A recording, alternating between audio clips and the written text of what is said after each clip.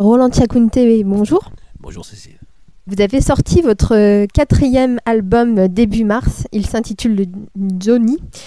Est-ce qu'il y a des surprises au niveau musical ou est-ce que vous diriez que c'est plus une continuité par rapport aux autres albums?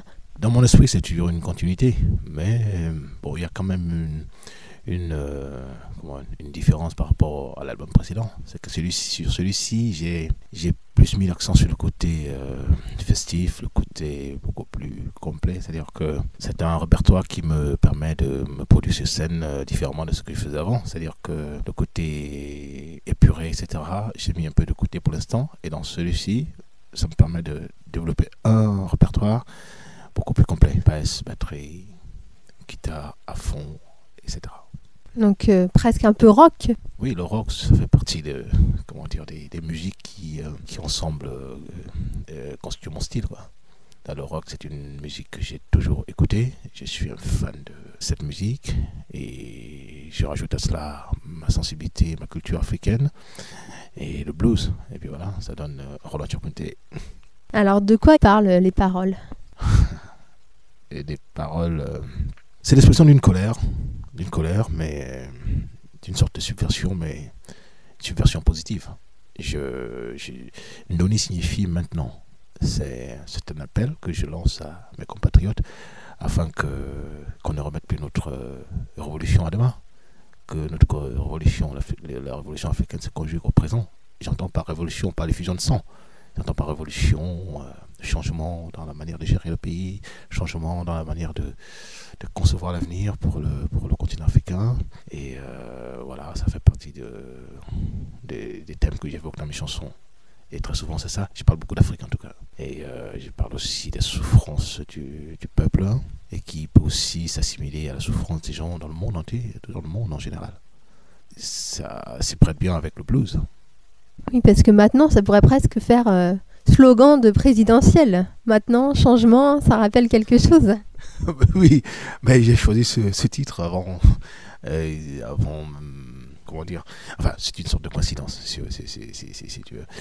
Mais n'empêche que c'est quand même, c'est un rapport avec la réalité, parce que voilà, l'Afrique a besoin de présenter notre projet, hein, de sortir un peu de la situation dans laquelle elle se trouve et d'aller vers l'avenir de manière différente, parce que c'est un continent toujours inscrit au registre des souffrances, au registre des malheurs, etc.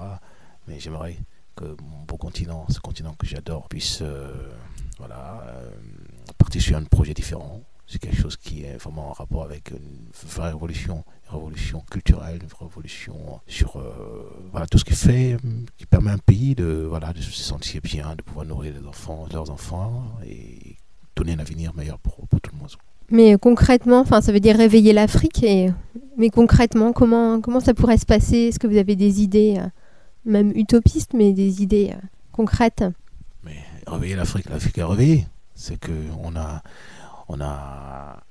organisé, le drame de l'Afrique.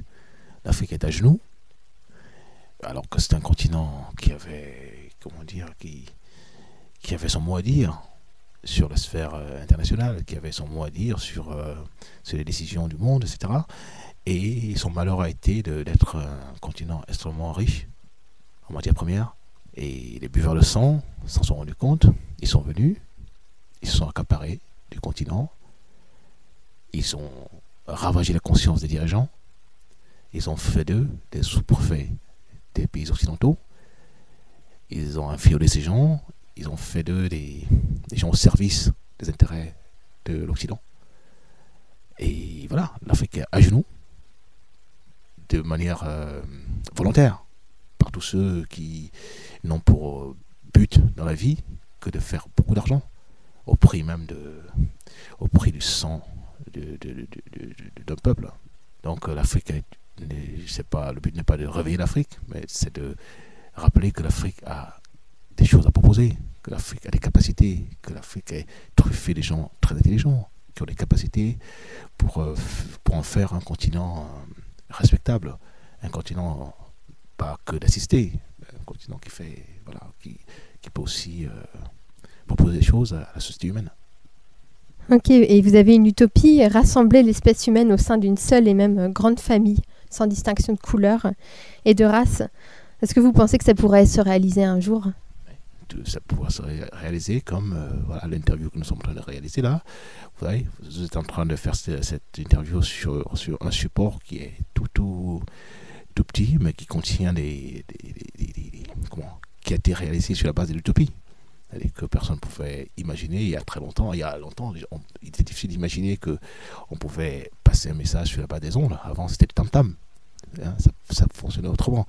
Mais aujourd'hui, vous utilisez un support comme ça qui permet au monde entier d'être écouté. Alors que, vous voyez, l'utopie, c'est quelque chose qui n'est pas forcément une folie. C'est quelque chose qui peut être réalisé. Rassembler l'espèce humaine, ça devrait être naturel. Sauf que nous passons notre temps à nous battre, à nous entre-déchirer, pour des raisons complètement futiles. Il y a d'autres raisons d'aimer la vie. Il n'y a pas que l'argent, il n'y a pas que la conquête du pouvoir, il n'y a pas que la quête des choses qui nourrissent l'ego des gens. Il y a aussi simplement le respect de la vie, ça compte aussi ça. Donc si on s'aime, si je vous respecte, si je m'adresse à vous sans me tenir compte de la couleur de votre peau, c'est déjà une façon de vous respecter. Et si vous en faites pareil en ce qui me concerne, c'est déjà gagné. C'est ça, rassembler les espèces humaines. C'est-à-dire le fait qu'on conçoive que nous appartenons à un seul et même monde, qu'il n'y a pas de différence. Voilà. Dans vos débuts, c'est en écoutant Ali Farka Touré que vous avez laissé de côté le complexe de chanter dans votre langue locale, le bamileke. En quoi ça vous complexait de chanter dans cette langue? C'était difficile? C'était une première? Non, j'ai toujours fonctionné, j'ai toujours créé mes chansons en bamileke. Le bamileke a toujours été ma langue officielle. Seulement, c'était un choix un peu utopique aussi. Parce que le français, l'anglais, les langues occidentales sont des langues qui favorisent un peu, qui aident à développer plus facilement un projet artistique. Surtout lorsqu'on a pour public les occidentaux, public premier je veux dire, les occidentaux, même si la destinée d'une musique c'est universel, elle est destinée à tout le monde. Mais on a une cible. Quand on fait une musique, soit on choisit de s'adresser à un public typiquement africain, soit un public occidental et soit universel. Bon. Moi, j'ai destiné ma musique à un public universel, mais chanter en bamileke, c'est une langue qui n'est pas très connue. C'était donc pas évident comme choix. Et je me posais des questions déjà sur le fait de l'aisance que les gens pouvaient ressentir en écoutant ma musique. Bon, ben Ali Farka Touré a prouvé que c'était qu'un détail. Et voilà, je me suis débarrassé de ce complexe. Merci à lui. Alors, est-ce que vous vous sentez fier d'être africain dans le sens où le blues est né en Afrique? L'Afrique est le berceau de cette musique. Oui, bon, me sentir fier d'être africain, je le suis comme je suis fier d'être français aussi. Et, le blues est né en Afrique, et l'Afrique est un continent à qui c'est un continent qui souffre beaucoup bon, je ne vais pas rentrer dans les détails de ce point de vue, mais les Africains aujourd'hui ont besoin des raisons de fierté, des sujets comme ça qui sont partagés par beaucoup de gens et qui ont pour origine l'Afrique. C'est un sujet de fierté. Parce que voilà, on a toujours considéré, enfin dans la société d'aujourd'hui, on pense que être africain, c'est être un boulet, c'est être assisté, c'est être un problème. J'ai envie, à partir de mon projet, et puis je ne suis pas le seul à le faire, de montrer que l'Afrique n'est pas qu'une source de problème. C'est aussi l'apport culturel qu'offre l'Afrique à la société humaine. Aujourd'hui, tout le monde aime le jazz, tout le monde aime le blues. Enfin, peut-être que le blues, c'est pas vraiment la musique numéro 1 sur le plan culturel. Le blues, je veux dire. Mais les dérivés du blues sont partagés par tout le monde aujourd'hui. C'est l'une des musiques les plus importantes de notre époque. Tout le monde aime le jazz, beaucoup de gens aiment le R&B, la soul, etc. Ce sont les dérivés du blues. Et l'origine de l'ADN de ces musiques, c'est la même que celle des musiques traditionnelles en Afrique. Et ça, c'est un sujet qui donne de la fierté pour l'Africain que je suis. Voilà. Vous avez dit aussi lors d'une interview récemment que vous trouvez que le fait de n'avoir qu'une seule nationalité est triste. Alors, et vous vous sentez de plusieurs nationalités, enfin, mais en quoi c'est triste de n'avoir qu'une seule nationalité? Est-ce comme d'avoir une seule identité? Ça part, vous savez, toutes les guerres qui se produisent aujourd'hui sont très souvent à la base d'une identité unique. C'est-à-dire que je me bats contre un Chinois, si je sens que je considère comme un étranger. Si je me bats contre un Français ou un Algérien, c'est que je le considère comme un étranger, comme n'appartenait pas à mon identité. Mais si je me sens de temps en temps chinois, arabe, français, si je considère que voilà, son sort me concerne, ça m'enlève tout de suite l'envie de me battre contre lui. Je le considère comme un frère, comme un ami, comme quelqu'un de proche de moi. Et après, ça aide énormément à atténuer les désirs de guerre, quelle que soit l'ampleur de cette guerre. Donc voilà, oui, je pense que c'est triste de se considérer. Vous savez, aujourd'hui, on est en train de...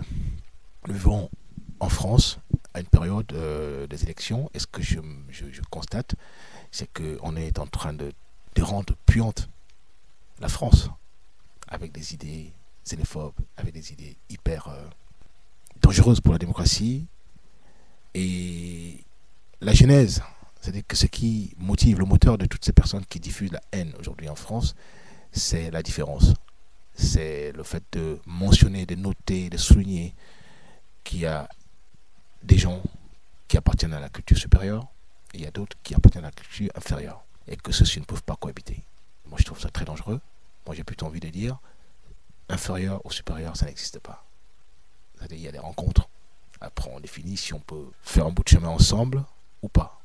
Mais on reste, dans un désir de cohésion, de rassemblement.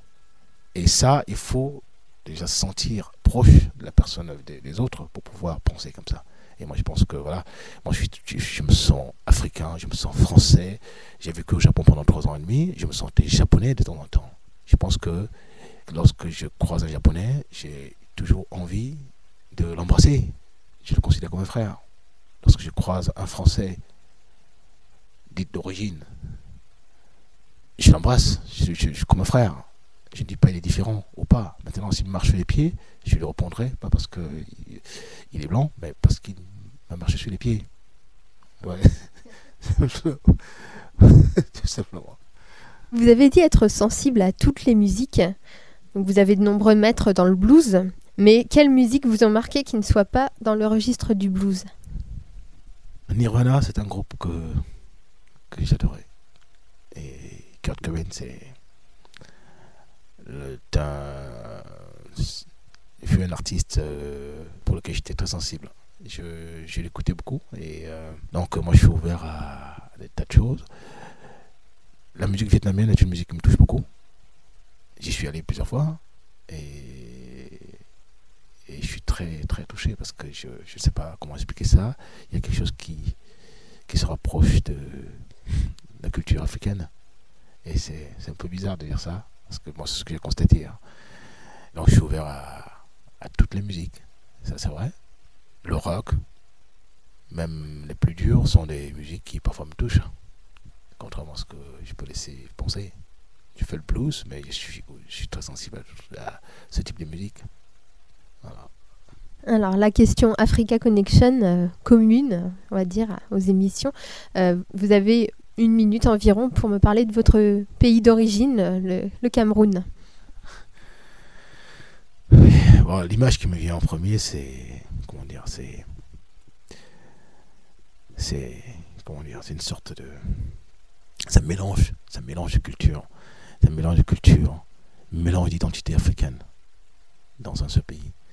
Quand on se promène au Cameroun, dans chaque région, on découvre quelque chose qui a un rapport avec un pays en Afrique. D'ailleurs, j'ai découvert que le Cameroun est considéré comme l'Afrique en miniature. C'est-à-dire quand on va dans le nord, on a l'impression d'être au Mali. Partout où on se promène au Cameroun, on découvre des choses qui sont merveilleuses. J'ai un ami photographe qui m'a ramené dernièrement les photos du Cameroun. J'avais les larmes aux yeux parce que je découvrais la beauté de la nature. Et voilà, en un mot, je pense que le Cameroun, c'est un très très beau pays qui malheureusement a connu le même sort que beaucoup de pays africains, c'est-à-dire le sort de la colonisation, et qui a continué. On est en 2012 et l'effet de cette colonisation n'a pas changé. On en est toujours là, mais ça fait que ça plombe toute possibilité de développement de ce pays. Les choses avancent, mais ça avance très lentement. C'est-à-dire que si ce pays s'était extirpé de toutes ces contraintes, des contraintes liées aux relations France-Afrique, etc. Et si ce pays pouvait guérir de la corruption, si les gens pouvaient désormais prendre en compte le besoin, l'intérêt du peuple, je pense que voilà, ce serait un pays complètement de beauté pleine, quoi, une beauté complète. Voilà. Ok, merci. Alors maintenant, je vais vous demander d'interpréter une musique de votre choix, soit en improvisation, soit une de vos compositions du dernier album ou d'un précédent. Alors, qu'est-ce que vous allez interpréter ? Je ne sais pas ce que je vais interpréter, mais je vais faire une chanson qui est en rapport avec mon humeur de ce matin, tu vois. Hein, Cécile, tu m'as réveillé très tôt et ça, je suis content, mais j'aurais aimé rester au lit ce matin. Mais comme tu es très gentil, j'ai dit ok, je viens le faire. Mais je chanter un truc qui veut simplement dire que j'aurais aimé rester chez moi ce matin. C'est dur donc. C'est dur. Voilà, je vais faire ça.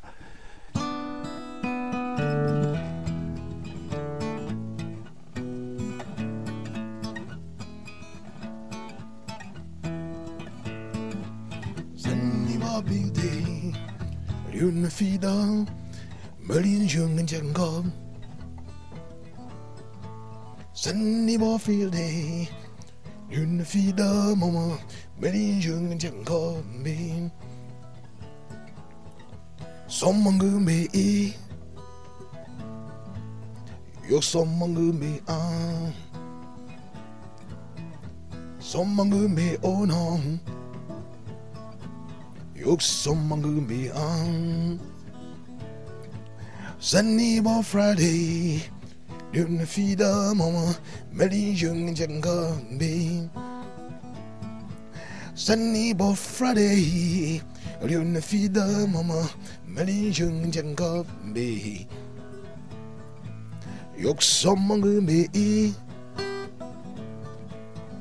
Sommangu me an Yok sommangu me oh no Sommangu me oh yeah I'm a whoa oh mangano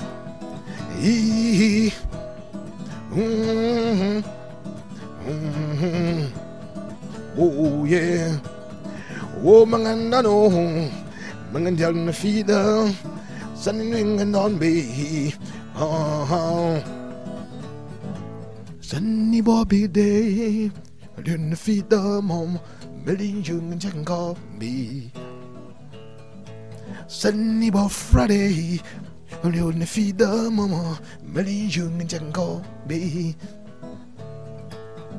Someone me, Yok someone me,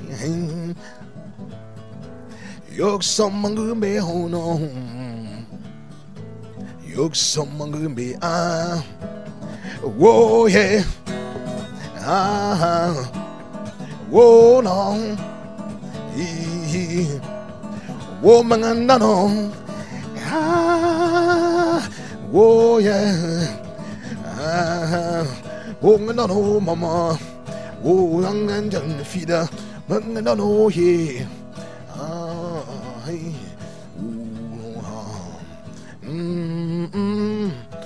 Oh yeah.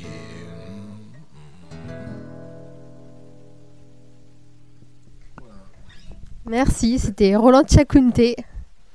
Si, c'est Cécile. Et arrête de me réveiller tôt parce que c'est bien, mais la prochaine fois, on viendra à ton studio et on fera encore mieux. En tout cas, merci beaucoup. Merci. Merci.